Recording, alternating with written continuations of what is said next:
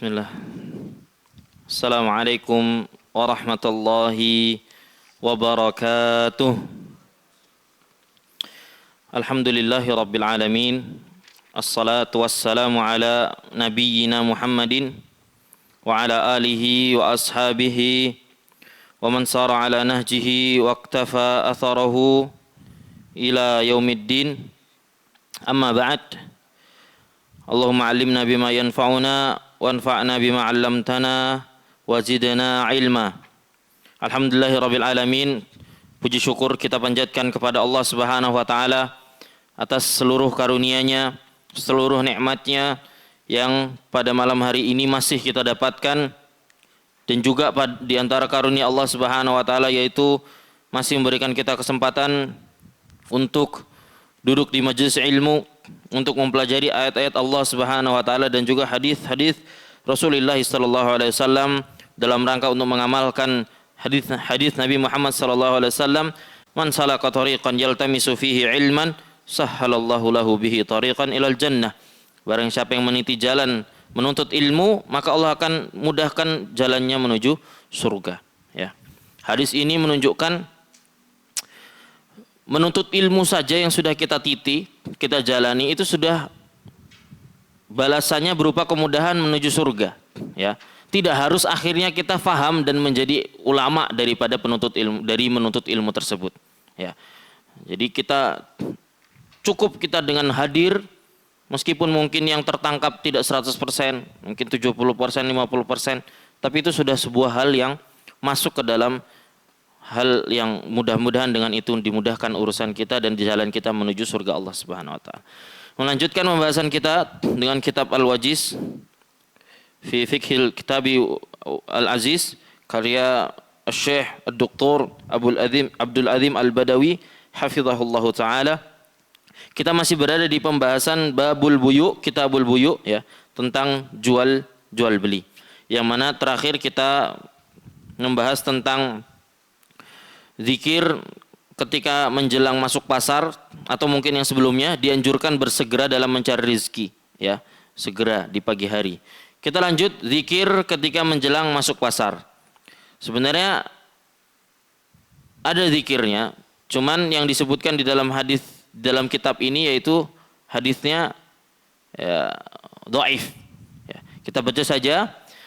Dari Salim bin Abdullah bin Umar, dari bapaknya, an jaddihi, dari kakeknya, qala Rasulullah sallallahu alaihi wasallam, man qala hina yadkhulus suq, barang siapa yang mengucapkan ketika masuk pasar, la ilaha illallah wahdahu la syarikalah, lahul mulku wa lahul hamdu yuhyi wa yumit wa huwa hayyun la yamut biyadihil khairu kulluh wa huwa ala kulli syai'in qadir. Ya.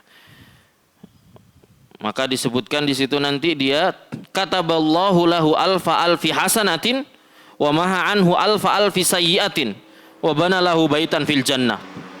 Barang siapa yang membaca itu tadi, niscaya Allah akan menuliskan untuknya 1 juta kebaikan dan menghapus darinya 1 juta kejelekan, serta membangunkan untuknya sebuah rumah di dalam surga. Ini hasan sahih menurut Ibnu Majah. Cuman menurut ulama yang lain disepakati ini hadisnya dhaif atau mungkar. Karena apa? Karena ganjarannya itu terlalu berlebihan. 1 juta. Di antara cara mengidentifikasi hadis itu harus kita agak ini benar apa enggak, itu kadang dia nominalnya itu terlalu berlebihan. Ya, 1 juta kebaikan dan menghapus darinya 1 juta kejelekan. Nah, tapi tidak mesti. Ada hadis lain yang sahih yang mungkin menyebutkan nominal yang sangat luar biasa. Tapi untuk yang ini ya wallahu alam hadisnya dhaif dan mungkar. Maka bacanya apa ya? Pakai bacaan yang umum saja. Yang a'udzu bikalimatillahi tammati min syarri ma khalaq. Itu kan umum.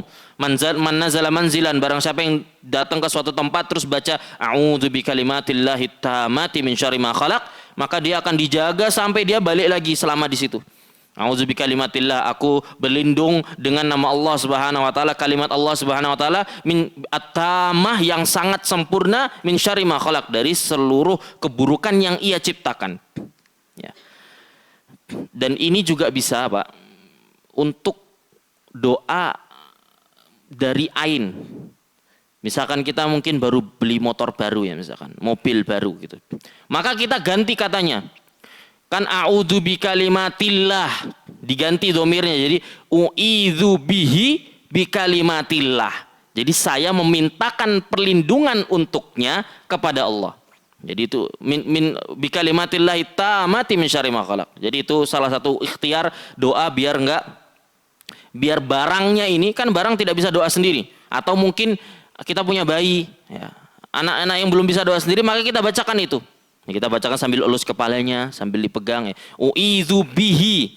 Kalau untuk kita kan a'udzu bikalimatillah. Kalau untuk orang lain atau benda, u'idzu bihi bikalimatillahi tammati min syarri ma khalaq. Jadi kita mewakili bacain doa untuk makhluk Allah ini yang tidak bisa membaca doa sendiri, ya. Mudah-mudahan itu diantara ikhtiar yang dilakukan seorang muslim. Kemudian kita lanjut. Ini tidak ada di kitab, ya, tapi ada di tahqiq terbaru. Kita bahas tentang tempat yang diharamkan. Tempat yang diharamkan jual beli, yaitu disebutkan masjid, ya. Tempat yang diharamkan akad jual beli itu masjid. Dalilnya apa? Suatu ketika Nabi Muhammad SAW mengatakan, jika engkau melihat orang yang berjual beli di masjid, maka katakan pada dia, ma arbahallahu tijarotaka, semoga Allah enggak menjadikan jual belimu ini untung, ya. Dan itu di sunnahnya disebutkan, dibacakan ke dia. Semoga enggak untung lah dodolanmu gitu, dodolan nang masjid misalkan, ya. Maka ini jangan kita lakukan. Dan ini terkadang, ya, mungkin beberapa dari kita kadang tidak sadar bahwasanya akad jual beli itu ndak cuman dodolan, jelas-jelas dodolan gowo makanannya atau apa yang dijual di masjid, ndak mesti. Kita buka Shopee di masjid, kita buka Tokopedia, ya. Itu sudah termasuk kita melakukan salah satu dari transaksi akad jual beli di dalam masjid, ya. Pas saya kuliah di ST Ali dulu, pas lagi ada kajian, namanya grup, biasanya kan di perkuliahan ada grup forum jual beli apa, misalnya forum jual beli ST Ali, forum jual beli apa. Ternyata ada yang sibuk berjualan di situ, mahasiswa. Ya, maksudnya nanya, ini berapa ya? Belum akad, baru hanya berkaitan dengan jual beli. Ada salah satu dosen fikih komen, dilarang ngobrol tentang jual beli pas di masjid. Karena saat itu sedang kajian dan itu mahasiswa semua gitu. Jadi meskipun kita nggak benar-benar belum akad, tapi itu masjid, tinggalkan dulu lah, sabar dulu, ya. Contohnya kita mungkin pakai HP, kita check out Shopee atau Tokopedia. Saya check out dulu lah, bayarnya kan nanti transfernya kalau sudah keluar lah. Check out itu kan akad. Check out itu kan kita sudah akad, tapi kurang bayar gitu loh. Jadi kita hindari itu semua. Meskipun beberapa ulama ada yang membolehkan, ya, membolehkan kalau darurat, ya. Contohnya apa, Pak? Contohnya di Masjidil Haram. Masjidil Haram itu kan kalau kita mau tawaf atau sa'i itu kan ada tempat khusus yang di lantai atas itu kan, yang pakai kendaraan itu loh. Nah, itu kan apa, gratis itu. Itu kan ada bayarnya. Nah, itu kan di dalam masjid. Jadi mungkin itu hanya beberapa kondisi darurat mungkin dibolehkan. Cuman selain dari itu yang tidak ada kepentingannya, ya, maka kita nggak di situ. Ya. Jual beli akadnya nggak boleh. Nah sekarang pertanyaannya, kalau bayar hutang boleh nggak bayar hutang di masjid? Nah kita tanya dulu, bayar hutang itu akad jual beli mboten? Bukan. Ya. Hutang itu dalam Islam bukan akad jual beli, dia berlandaskan akad ta'awun. Jadi kita nggak bisa ngambil untung dari ngutangi orang, karena tidak boleh. Utang itu dalam Islam dibangun di atas landasan saling tolong menolong, makanya tidak boleh ada denda, tidak boleh ngelebihkan dan lain sebagainya. Ya, di antaranya juga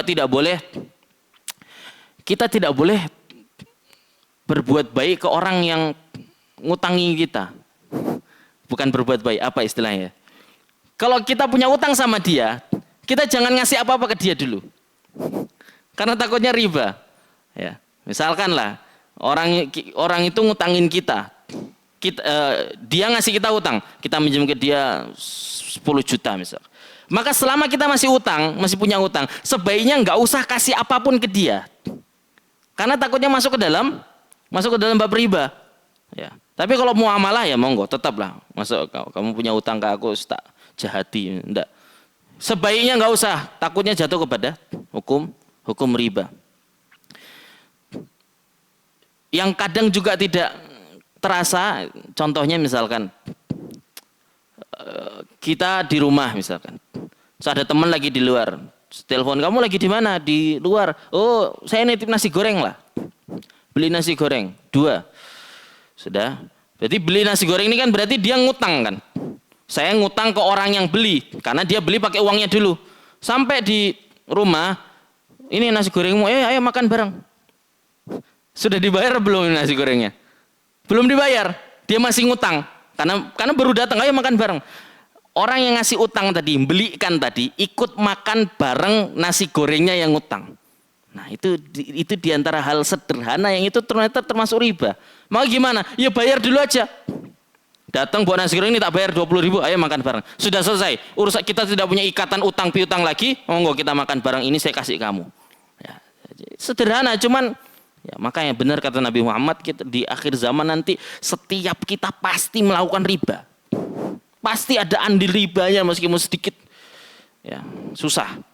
Jadi kita kembali ke pembahasan, tempat yang diharamkan untuk kita berjual beli adalah di masjid, dan keuntungan yang didapatkan dari jual beli di masjid haram. Haram. Ya.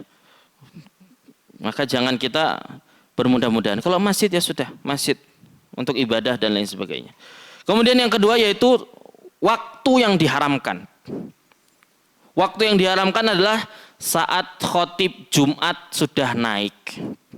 Saat khotib Jumat sudah naik mimbar. Sebagaimana ayat Quran Allah Subhanahu wa taala mengatakan, ya ayyuhalladzina amanu idza nudiya lis-salati mi yaumil jumu'ati fas'au ila dzikrillahi wa dzarul bai'. Wahai orang-orang beriman, kalau sudah dipanggil untuk salat Jumat, maka segera datang dan tinggalkan jual beli. Kalau imam sudah naik mimbar, sudah enggak ada jual beli lagi. Ya, apalagi itu ada masjid di sekitar kita, maka sudah tinggalkan jual beli itu lagi. Ya, meskipun beberapa ulama ada yang bilang yang haram itu cuma jual beli antar laki-laki. Soalnya laki-laki kan wajib Jumatan. Tapi kalau antar perempuan masih tidak apa-apa. Ya, jadi ketika khotib sudah naik, sudah selesai jual beli. Segala akad jual beli kita selesaikan. Kita menuju ke mendengarkan khutbah Jumat yang disampaikan oleh khotib. Maka ini diantara 2 hal yang kita tidak ada di buku, cuman kita tambahi di sini. Jadi tempat yang diharamkan itu masjid secara mutlak. Akadnya, akad itu bukan cuman bayar saja. Dari saya setuju, kamu setuju, itu sudah akad.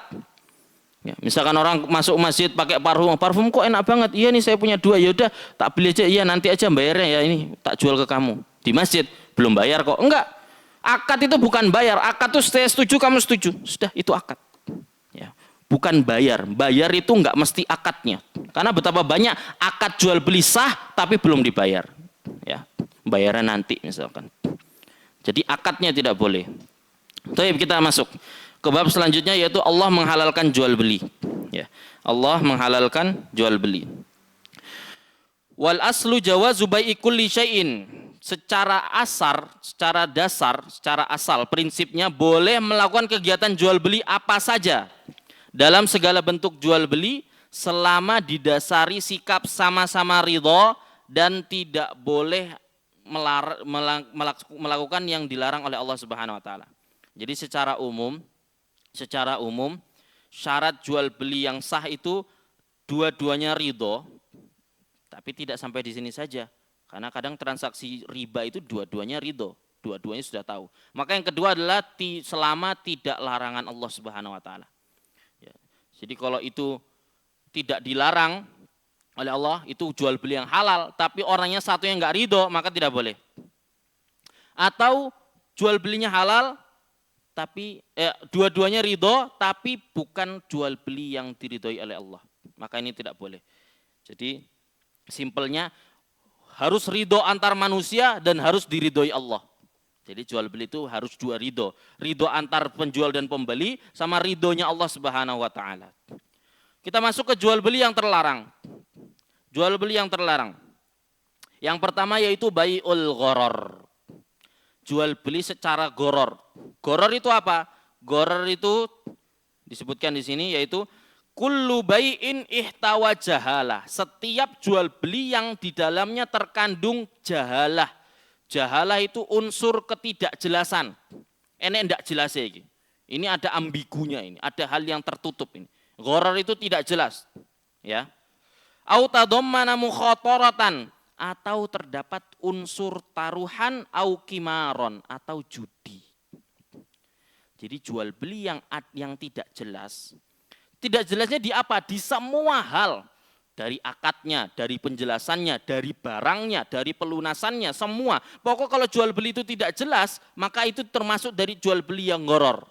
Nanti kita jelaskan gharar seperti apa. Ya. An Abi Hurairah Nabi Muhammad SAW mengatakan dari Abu Hurairah, nah Rasulullah SAW an bai'il hasati wa an bai'il gharar. Nabi Muhammad SAW melarang jual beli lempar batu, nanti kita jelasin, dan jual beli barang secara gharar. Pokoknya gharar itu jual beli yang tidak jelas. Tidak jelas apanya? Semuanya. Pokoknya jual beli tidak jelas. Ya. Semacam ditutup-tutupi atau belum jelas baik dari pembeli maupun penjual. Dan ini sangat banyak sekali. Imam An-Nawawi rahimahullah dalam syarah Muslim, dalam menjelaskan hadis yang barusan, melarang jual beli gharar itu, kenapa Imam Muslim naruh di bab pertama, jual beli yang dilarang itu jual beli gharar. Karena sangat banyak sekali jual beli yang dilarang itu sebabnya karena gharar. Sebabnya sangat gharar, ya. Sebabnya karena sangat banyak berisi ketidakjelasan, ya. Kita baca dulu. Adapun larangan jual beli secara gharar merupakan prinsip yang agung dari sekian banyak prinsip yang tergabung dalam bab jual beli. Jadi bab jual beli yang dilarang itu mayoritas masuk ke bab gharar pasti. Gharar itu ya tadi kita sebutkan, iman tidak jelas, atau ada sisi taruhannya, atau ada sisi judinya. Ya, atau ada sisi judinya. Oleh karena itu ini didahulukan oleh Imam Muslim dalam hadisnya. Wa yadkhulu fi masail katsirah ghairu munhasirah. Di dalamnya masuk bab jual beli yang sangat banyak dan bisa sampai masalah-masalah kontemporer. Kalau itu ada tidak jelas maka itu bai'ul gharar. Contohnya apa? Kabai'il abaq. Seperti jual beli budak yang kabur. Budaknya kabur, kita jual. Itu contoh lah. Orang punya burung merpati misalkan. Ya, burung merpati, burung merpatinya mungkin dia suka ajak main di kecamatannya, di RT-nya. Terus suatu ketika burungnya terbang. Tapi dia tahu terbangnya paling nggak jauh-jauh lah. Palingnya di RT sini atau di kecamatan sini saja. Terus dia jual, kamu mau beli burung merpatiku nggak? Merpatiku sudah sering juara misalkan. Juara yang baik yang balapan maupun yang turun itu loh. Saya enggak tahu sih, sering lihat aja. Oh, gelem, iki sing juara ku iya. Oke, sudah beli, mana? Goleken dhewe sik miber wingi. Lah. Ini bai'ul gharar. Ya. Memang burungnya ada cuman lagi enggak ada itu. Cari sendiri. Itu kan bisa dapat bisa enggak. Nah, ini enggak jelas. Barangnya enggak jelas. Iya, merpatimu iki fotonya iya, cuman dia lagi terbang. Aku wingi terbang jadi tak jual aja daripada aku rugi. Kan awakmu ketemu kan awakmu untung, tak jual harga murah ini di bawah pasar. Ini termasuk jual beli yang gharar yang enggak jelas itu begini. Ya. Kemudian yang kedua, wal ma'dum, jual beli barang yang enggak ada. Barangnya enggak ada, tapi dijual beli. Ya. Apa contohnya? Saya juga enggak tahu contohnya apa. Mungkin jual barangnya cuman kedok saja atau mungkin sebagaimana yang beberapa tahun yang lalu atau mungkin jual beli yang no riba, no apa, tiba-tiba beli cash Pajero Spot niku. Wallah alam saya nggak tahu, mungkin jual beli yang tidak ada. Barangnya ini nggak ada, produknya itu tidak ada. Ujuk-ujuk bisa beli Pajero cash, beli rumah cash dan lain sebagainya. Wallah alam, ana nggak tahu. Cuman yang jelas jual beli barang ini kumboten wonten enggak boleh. Termasuk gharar karena tidak jelas. Yang ketiga yaitu wal majhul, jual beli barang yang tidak diketahui. Ini ya sama saja. Sama kayak yang bab satu tadi. Barangnya ada tapi enggak tahu saya. Ini enggak boleh. Jelas, alasannya apa? Karena enggak jelas. Kemudian selanjutnya, wa ma la yaqdiru ala taslimi, jual beli barang yang tidak dapat diserah terimakan. Barangnya tidak bisa diserah terimakan. Ini maksudnya apa? Nanti kita bahas di sini. Jadi jual beli spermanya pejantan hewan untuk menghamili yang hewan betinanya. Nah, itu nanti ada pembahasannya sendiri. Itu nggak bisa serah terima, ya serah terimanya. Nggak bisa diserah terimakan. Terus lanjut. Wa ma la yatimmu milkul ba'i alaihi, jual beli barang yang belum jadi hak milik penuh si penjual. Nah, iki. Nanti ada pembahasan, cuman kita bahas sedikit. Ini contohnya kayak orang yang bakul. Mungkin dia ada orang datang mau borong banyak. Ternyata stoknya dia tidak sebanyak yang diborong. Tapi dia sudah tahu, oh langgananku kuwi mesti duwe akeh. Tapi dia sudah jual duluan. Contoh. Orang jualan apa misalkan beras lah contoh, dia di stoknya ada 101 kuintal, ada orang datang, Pak saya mau beli 2 kuintal, oh ada, sekian, dibayar. Padahal yang dia punya itu cuma 1 kuintal, tapi dia yakin suppliernya pasti punya lebih, nanti tinggal tak jupuk. Nah ini enggak boleh dijual dulu. Kalau mau jadi sah, karena dia jual sesuatu yang belum punya dia, baru oke, ini akan jadi punyaku kok, aku pasti ini sudah janjian sama supplierku. Enggak, sama aja, ini bukan punyamu. Maka solusinya gimana? Ya bilang ke pembelinya, saya cuma punya 1 kuintal. Ya, sabar dulu, tak beliin lagi, tak cek kalau ada, baru saya jual. Harus disampaikan. Karena apa? Pembeli taunya kita punya 2 kuintal. Dia nggak tahu 1 kuintal tok, terus 1 kuintalnya nanti baru dibeli, enggak boleh. Sampaikan, saya punya 1 kuintal, saya mau tanya dulu di gudang supplier saya ada apa enggak, mau nunggu enggak? Boleh nunggu, oke boleh. Ditelepon, saya ada 1 kuintal, oke. Apakah barangnya harus sampai ke gudangnya? Enggak mesti. Dia cukup misalkan karyawan, kamu ke sana, terima dulu barangnya di gudang sana. Oke, sudah ada wakilnya si pedagang ini, bakul beras itu, sudah nerima, oke, dah baru dia boleh menjual. Karena barang yang 100 itu sudah diserah terimakan untuk punya si bakul beras, baru dia, oh sudah ada, saya sudah beli, monggo kalau mau 2 kuintal. Ya. Jadi ini yang biasanya mungkin bakul-bakul dimanapun berada. Tidak boleh menjual sesuatu yang itu belum milik kita. Gimana? Dikomunikasikan. Ya, mungkin itu sederhana saja. Ya, cuman kita berusaha. Segala kesempatan yang di situ ternyata ada keharaman harta, kita jauhi. Ya, kita jauhi. Sebagaimana kata Syekh Shalih Al-Utsaimin, zaman sekarang itu seorang muslim hartanya 100% halal itu bisa, tapi agak susah. Karena apa? Dia harus lihat apakah benar semua transaksi kehidupannya tidak ada riba sama sekali. Apakah benar semua sesederhana orang kerja di tempat kerja saja loh. Yang harusnya dia datang jam 7, dia datang jam 7:05, itu gajinya bulan itu sudah ada sisi haramnya. Apalagi setiap bulan dia gajinya sama terus. Mau masuknya jam 7.05 atau 7.15 atau jam 7 kurang 15 tetap sama. Dia dapat utuh padahal dalam 1 bulan tidak melaksanakan sesuai SOP yang diperintahkan. Maka gajinya itu ada unsur haramnya. Berapa? Ya enggak tahu. Gimana cara nerka-nerkanya? Nah, kayak ini diantara hal yang kita harus perhatikan terus. Harta haram itu kita jangan, saya jualannya wis halal, wis aman. Enggak, bisa jadi mungkin transaksi kita, bisa jadi mungkin kita jualnya pas apa misalkan. Pakai uang bagaimana dan lain sebagainya. Jadi harta haram hati-hati terus. Karena apa? Itu pasti disebutkan oleh Nabi Muhammad SAW, harta haram yang masuk ke perut itu yang lebih berhak kepada harta itu adalah api neraka. Dan sudah pasti harta haram mempengaruhi keluarga, mempengaruhi taatnya istri, mempengaruhi taatnya anak, mempermahi kemudahan. Berkah itu tidak berkah. Ya. Kita berusaha untuk menjaga itu semua. Ya, berusaha untuk menjaga itu semua. Kita lanjut. Wa bai'us samak fil ma'il katsir. Jual beli ikan di dalam kolam yang lebar. Ya, kolamnya lebar, enggak tahu berapa ini dijual. Ya, Ini termasuk yang nggak jelas, piro sebesar ini itu berapa gitu loh. Saya jual kamu ikan di kolam ini, oke tak beli tibakno isine nggur siji misalkan. Atau cuman sak serok atau uwis. Sisanya cebong sama kodok misalkan. Ya, nggak jelas. Ya. Walabanu fid dhar', jual beli susu tapi masih di dalam hewannya.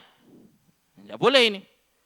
Saya beli susu dari sapimu ini hari ini atau besok saya beli sekian. Enggak boleh. Beli kalau sudah diperes. Karena enggak tahu. Karena apa? Kalau kita beli pas masih di susunya, masih di sapinya, maka bisa jadi yang punya sapi untung, bisa jadi yang pembeli yang untung. Kalau ternyata pas besok sapinya sangat banyak deres, ya untung pembelinya. Tapi kalau ternyata ngurus lagi seret, sing untung penjualnya. Ya. Nah itu ada sisi taruhannya. Ada sisi taruhannya. Selanjutnya wabai'ul hamli fil batan, jual beli janin di dalam perut. Ingat, jual beli janinnya saja sama jual beli hewan yang hamil beda. Kalau jual beli janinnya saja enggak boleh. Tapi kalau jual indukan yang lagi hamil boleh. Karena apa? Kalau kita jual beli janin itu belum pasti janinnya. Enggak jelas iki bakal lahir sehat atau tidak jadi lahir. Tapi kalau jual induk yang hamil kan kita fokus induknya. Urusan dia hamil ini bonus saja gitu loh. Kita belinya indukannya. Jadi nanti dilebihin uangnya enggak masalah. Tapi karena yang kita cari bukan janinnya tapi indukan. Oh iki ada kelebihannya dia hamil jadi tak naikin 200.000 misalkan ya. Enggak apa-apa, itu enggak apa-apa. Itu sama kayak misalkan kita punya kebun, terus di belakang ada pohon mangga, belum berbuah, baru berbunga. Terus ada orang, ini tak beli pohon manggamu kalau berbuah, tak beli 5 juta semuanya nanti. Nah ini enggak boleh. Karena belum jelas itu sing tukul nanti apa. Dari bunga itu dapatnya berapa. Kalau ternyata sangat banyak sing untung pembeli, kalau ternyata nggur sithik sing untung penjual.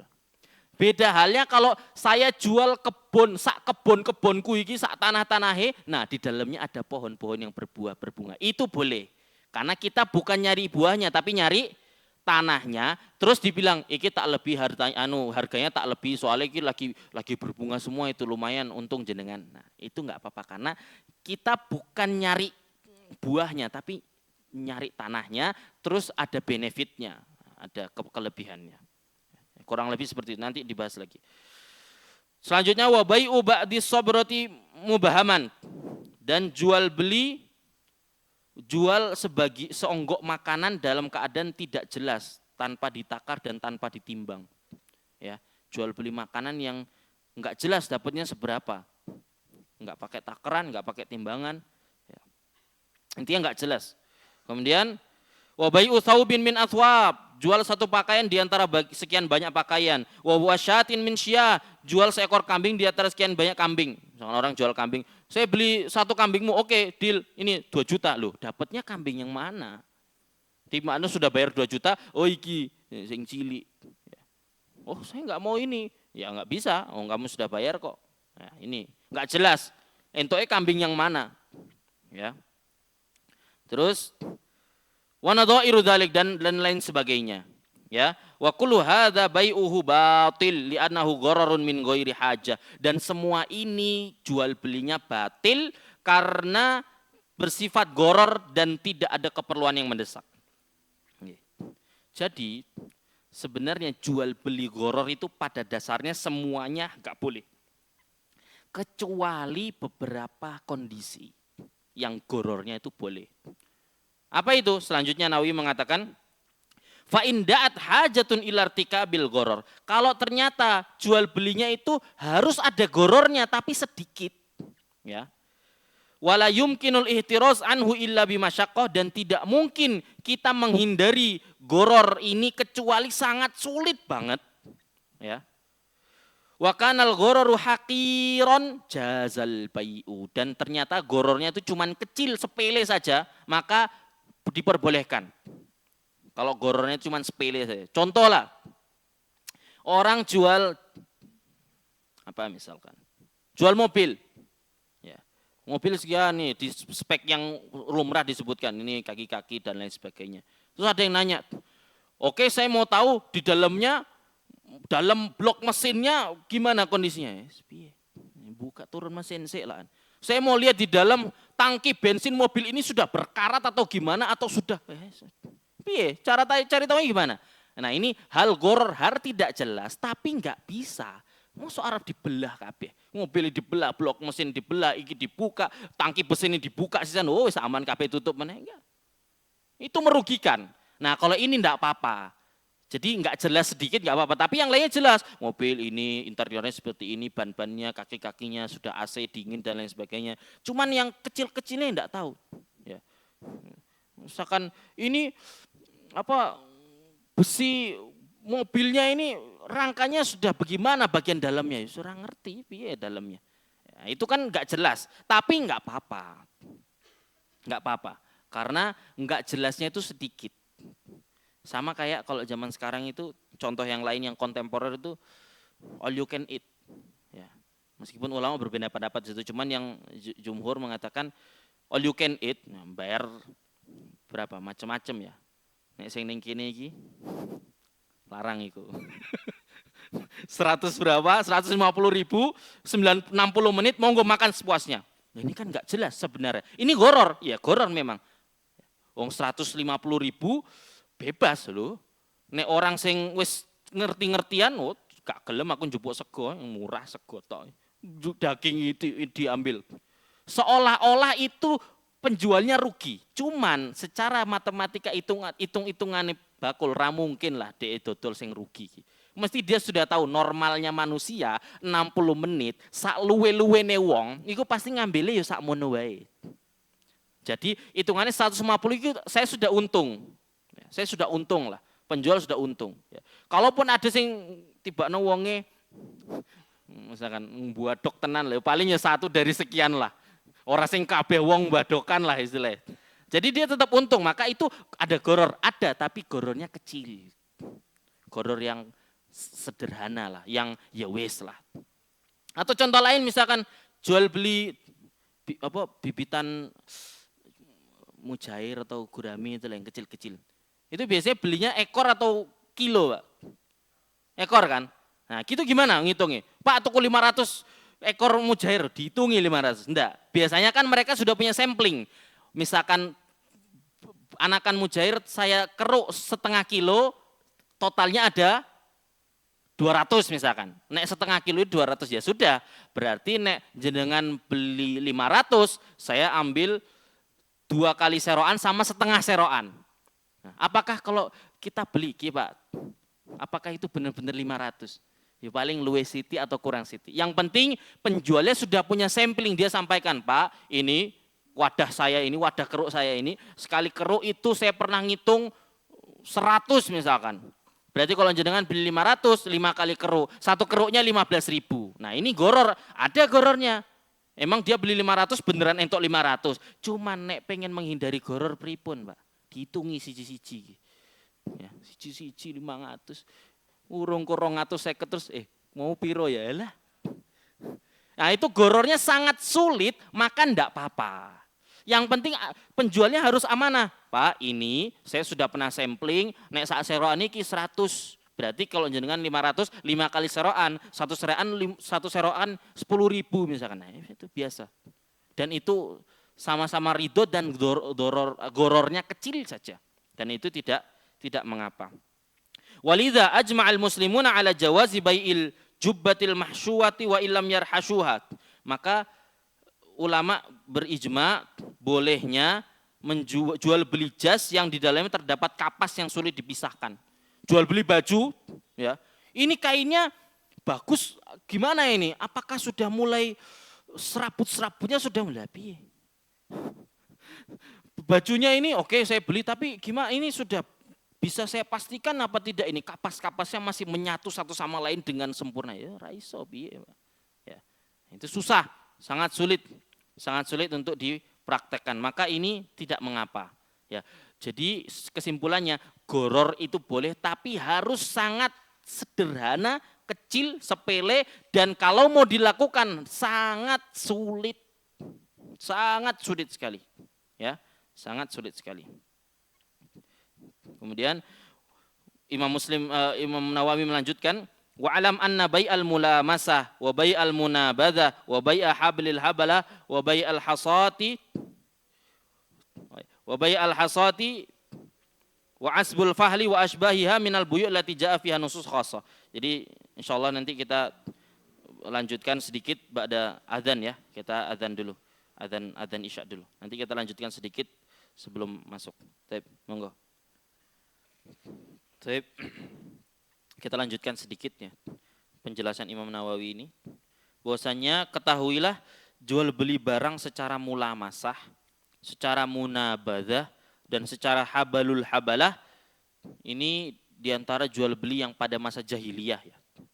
Nanti kita lihat apakah itu ada di masa kontemporer, di pertemuan selanjutnya kita bahas nanti. Apakah di zaman saat ini ada yang seperti jual beli ini, mulamasa, munabadzah, habalul habalah, itu semua di kategori jual beli yang ditegaskan oleh nas-nas tertentu. Maka semua itu masuk ke dalam larangan jual beli gharar. Jadi intinya jual beli yang kita sebutkan ini tadi semuanya jual beli gharar. Ya, cuman ada disebutkan khusus karena saat itu ini praktik-praktik jual beli jahiliyah yang terkenal saat itu, ya. Maka insya Allah di pertemuan selanjutnya kita akan bahas ya, mulamasah itu, jual beli mulamasah itu bagaimana, munabadzah itu bagaimana, jual beli habalul habalah itu bagaimana, ya. Jual beli hasoh atau lempar batu kecil itu bagaimana dan lain sebagainya. Ya. Mudah-mudahan Allah Subhanahu Wa Taala memudahkan dan menjadikan kajian kita pada malam hari ini menjadi ilmu yang bermanfaat dan juga sebagai pengingat bahwa kita semua harus selalu memilah harta rezeki yang kita dapatkan di dunia ini yang untuk kita berikan kepada keluarga.